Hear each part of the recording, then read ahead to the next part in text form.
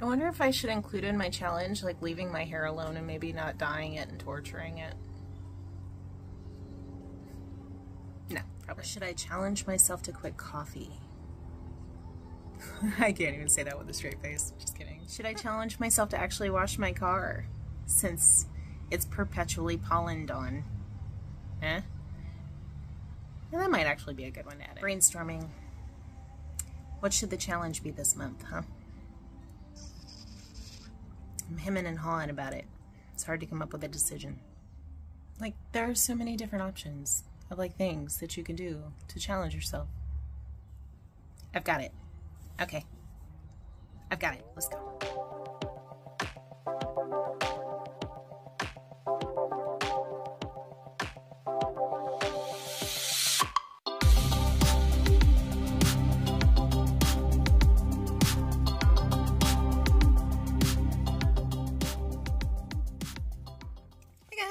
Welcome to my car.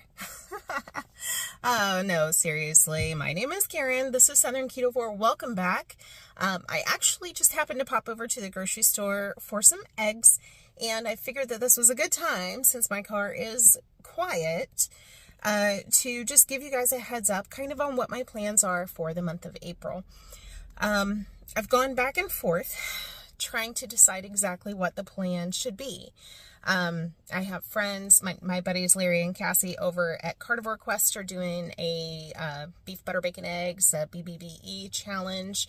So I considered joining in with that. I also considered giving myself a carnivore challenge again, and I kind of keep going back and forth, and I think I've made a decision. Oh gosh, I don't know why it's so hard for me to nail something down. So I decided I'm going to do a very simple April. Anybody can join in with me. So whether you are doing beef, butter, bacon, eggs, carnivore, keto, you can do this if you wanna. For April, I am doing a dairy-free challenge, with the exception, obviously, of butter, which I hardly consider dairy since it's missing all of the proteins and the lactose and everything. Basically, my goal for April is a nice, clean combination of keto and carnivore for the month that is completely dairy-free. So the goal with this is to reduce as much inflammation as possible. Dairy for me is a crutch, and I think that it's a way that I tend to add unnecessary calories and unnecessary stuff. I tend to snack on it, like with cheese sticks, and like the little cheese crisps and things. And frankly, like, I know dairy doesn't make me feel well. So I think it will be a really good plan to cut it out, and kind of get a nice little baseline without it. In addition, the reason I decided not to go BBBE for this month is because Richard is just like getting adapted to being back keto. He's been back keto about 2 weeks now, ever since we went over his blood work. And I feel like I need to still continue to give him the example of a really nice, like, balanced, very, very low carb and healthy version of a ketogenic diet, just in order to really help him feel comfortable. My car's making noises, but I tend to, for me, it's easy to focus on just meat and eggs.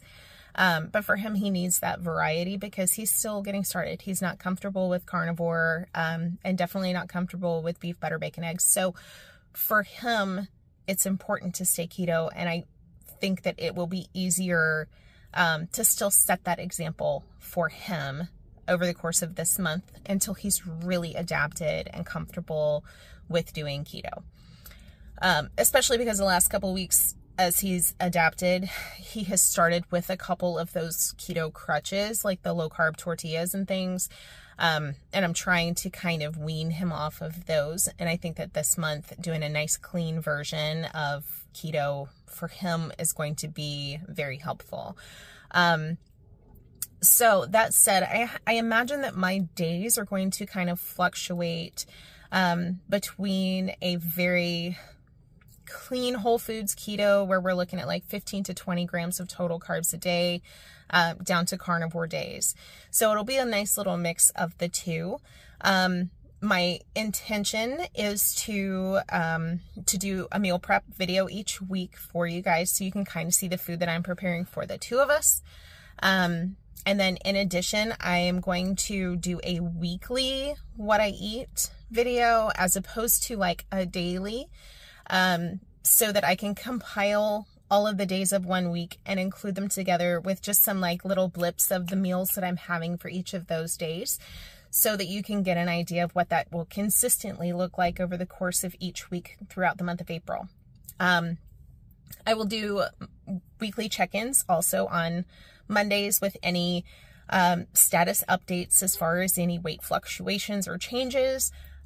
Also any feedback as far as how I'm feeling and that sort of thing. Any improvements that I'm noticing or negatives that I am noticing or anything like that. But I figure that doing this, number one, is going to be helpful for me to remove dairy. It's going to be helpful for Richard to have something that's very traditional. But I think that also including these, but the meal preps and the what I eat throughout the week, might be able to give some insight into how simple just a traditional whole foods ketogenic diet can be.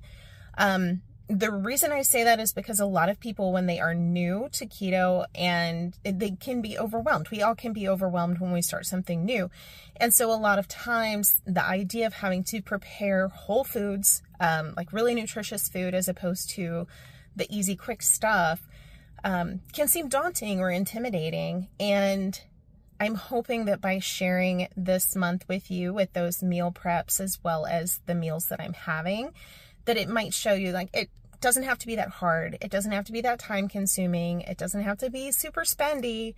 As you know, your girl loves a budget. But I want it to maybe be able to set a good example for people as far as simplicity and ease. So that's the goal. That's the plan.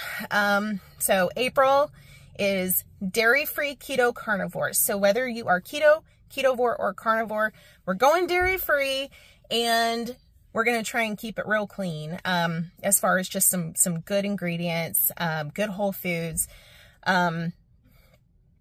Caveat, I'm going to do a disclaimer for everybody involved in case you see anything that you don't like. When I say clean ingredients, I mean that my foods are going to be single ingredient whole foods. So it will be vegetables or nightshades. It will be meat or eggs. However, I will probably still include some condiments in preparation. So whether it's hot sauce or mustard or some mayo or some ranch or something like that, those are still going to be included, unless it's something I can make myself. But we're talking the physical food that I'm eating is going to be single ingredient foods. So that's the plan. Yes. Dairy-free, keto or carnivore, don't care who you are or which one you're doing, or BBBE if you want to do that too. That's obviously dairy-free as well, with the exception of the butter.